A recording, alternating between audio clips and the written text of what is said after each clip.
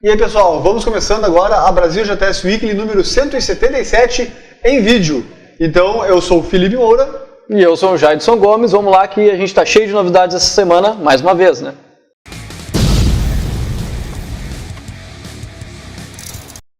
Uma das mais legais, inclusive, é que agora a gente pode fazer review requests no GitHub. Então quando tu faz uma pull request, ou quando tu altera alguma coisa, tu pode solicitar que uma pessoa específica faça um review daquele teu código. Isso é muito interessante.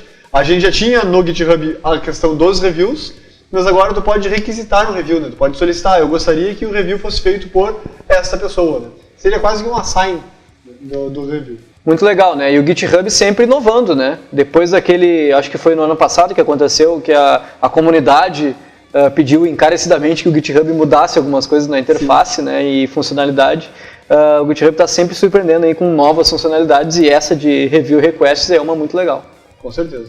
E o Hyper, né, o terminal da Zeit, a empresa do Guilherme, que a gente fala aqui praticamente toda semana, chegou na sua versão 1.0, né? Então a gente até já falou aqui na Weekly quando foi lançado o Hyper, né, que era Hyperterm até no início, depois eles mudaram o nome para Hyper, e eles chegaram na versão 1.0 e com uma versão muito mais estável, funciona em todas as plataformas, né, no Linux, no Windows, no Mac, está muito mais bonito e com muito mais funcionalidades, né? Um anúncio bem interessante sobre o suporte do CSS Grid dentro do Chrome e do Firefox, né, até março então, do ano que vem. É bem interessante ver que o CSS não está parado também, né, que essas novas especificações estão entrando e o pessoal está trabalhando em cima disso. E o pessoal da W3C Brasil lançou uma linha do tempo da web, né, muito legal, um infográfico interativo ali sobre a história da web, né, é muito legal que a gente consegue navegar ali, né, essa ideia do infográfico, navegar desde o início da criação, surgimento de JavaScript, surgimento da HTML5, lançamento do Chrome, né? Então é bem legal, a gente ali dá até uma nostalgia, assim, né? A gente praticamente acho que todos os momentos ali. É verdade, muito legal mesmo. É muito interessante ver e, na verdade, é o tipo de coisa que já tem bastante história, já tem bastante coisa para contar, e é uma história que é uma história contemporânea, uma história de agora, né? A história tem 15, 20, 30 anos de pessoas alterando coisas, né? Então não é como a gente lê nos livros, um monte de gente que já morreu há séculos. Não, o pessoal estão fazendo ainda as mudanças, né? E a gente faz parte disso. Né? Exatamente, parte do nosso trabalho é ajudar isso a ir para o lado certo, direcionar, ajudar, a contribuir. Né? E também o pessoal da W3C está fazendo um workshop gratuito sobre acessibilidade na web. Acessibilidade que é um daqueles temas, né? Que é o elefante branco na sala. As pessoas não costumam comentar muito, mas alguém tem que parar e falar desse assunto. Então é muito importante e é muito legal que a W3C esteja fazendo esse trabalho, né? Ainda mais com um workshop gratuito. Então não percam lá, é dia 17 de fevereiro lá em São Paulo, né? Quem estiver por São Paulo ou quem quiser ir participar do workshop lá é uma coisa bem importante, né? E aqui no resumo da semana a gente tem uma série de artigos e a gente sempre prioriza os artigos em português. Então continue enviando lá suas sugestões e quem escreveu pode submeter aqui na issue, que é sempre muito bem-vindo. E o primeiro artigo aqui na nossa lista é um guia final sobre o Webpack para o React, né? Então um assunto que está sempre presente aqui na Weekly é o React, né? E também os builders e bundlers aí como o Webpack. Eu até não li todo o artigo ainda, mas está na minha lista para ler, para aprender mais sobre o Webpack. Ele tem várias funcionalidades, né? E esse artigo serve para isso, assim, né? Para justamente quem não mexeu com o Webpack ou quem tem pouca experiência, é bom para pegar e fazer um projeto do zero, assim, né? É bem útil. Ainda falando sobre o React, nós temos aqui também um artigo sobre o Jest, que seria um snapshot testing, uma ferramenta para testes de snapshots, usando o React e o Enzyme. Então é mais um artigo bem interessante, quase que uma descrição de como usar, né, as principais funcionalidades, etc. É bem legal, bem relevante. E ainda sobre o React, nós temos mais um artigo aqui, agora do Rafael Lican, um artigo em português, né, falando sobre o Create React App, que a gente até já falou aqui durante o lançamento e algumas outras vezes, né, que é aquele boilerplate, né, para criar uma aplicação, né, usando o React. E eu acho bem legal porque inclusive, o Create React App foi usado como exemplo, né, em resposta para quem disse que o desenvolvimento front-end hoje é muito complicado, né. Então o pessoal do Facebook acertou fazendo esse boilerplate aí que é rápido de começar a fazer. Então se tu quer entender mais, leia o artigo lá do Rafael. E nós temos também uma pesquisa feita pelo Eric Elliott, no Twitter mesmo, falando sobre qual é o editor que tu costuma usar no teu dia a dia, né? E o Atom ganhou, mas a diferença não ficou muito longe não, do Visual Studio Code e nem do Sublime Text.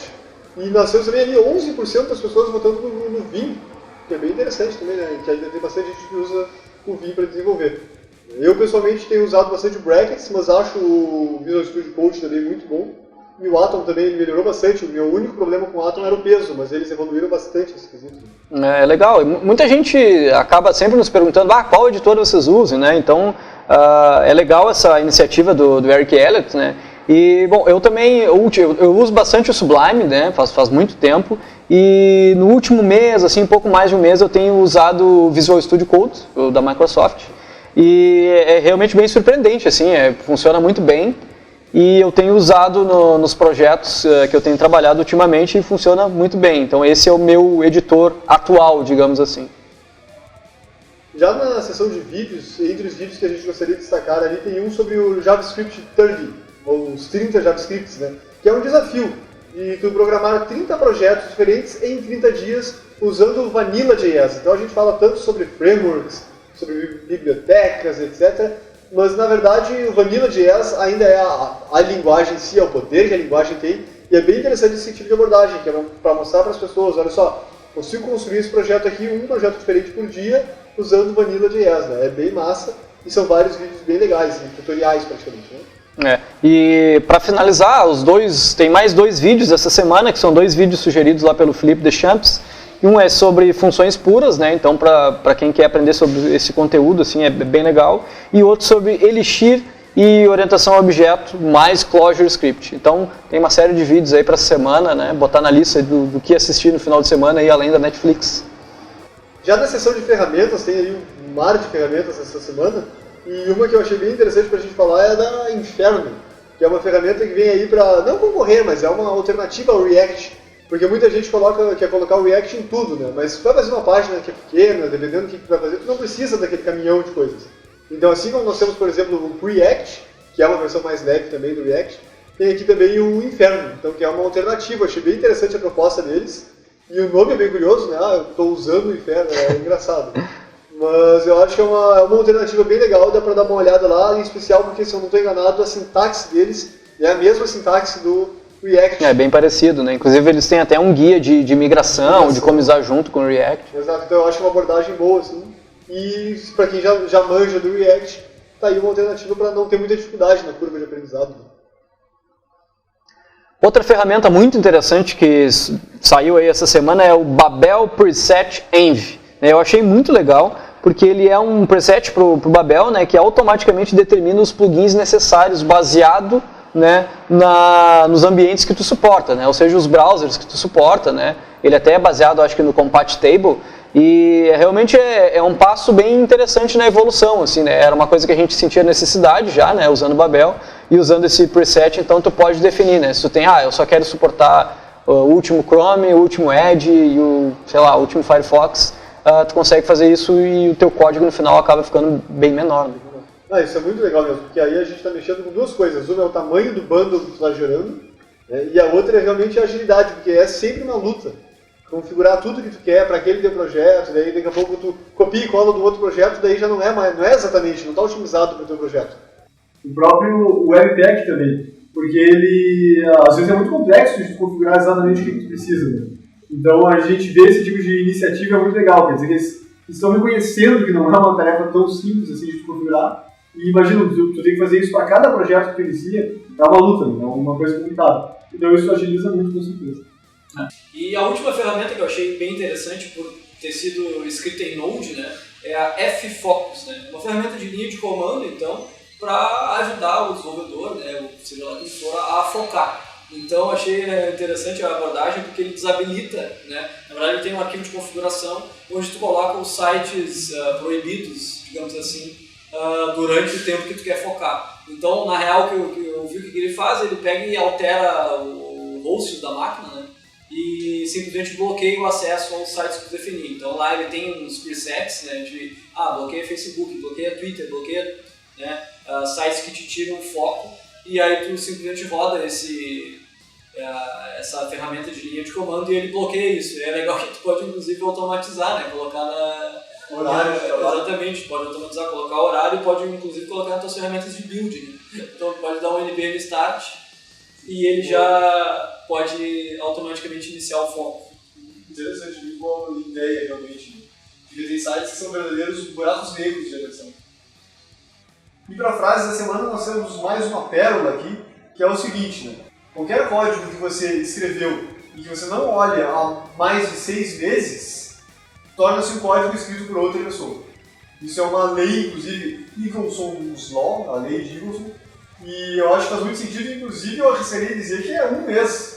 O código que eu escrevi há um mês e meio, se eu não olhei para ele há um mês, cara, para mim é como se fosse um código escrito por outra pessoa, assim. Ainda bem que eu tenho o costume de comentar também e deixar as coisas com nomes bons. Por isso que é sempre bom, né, a gente usar algum tipo de padrão, né, tanto para esse tipo de código, enfim.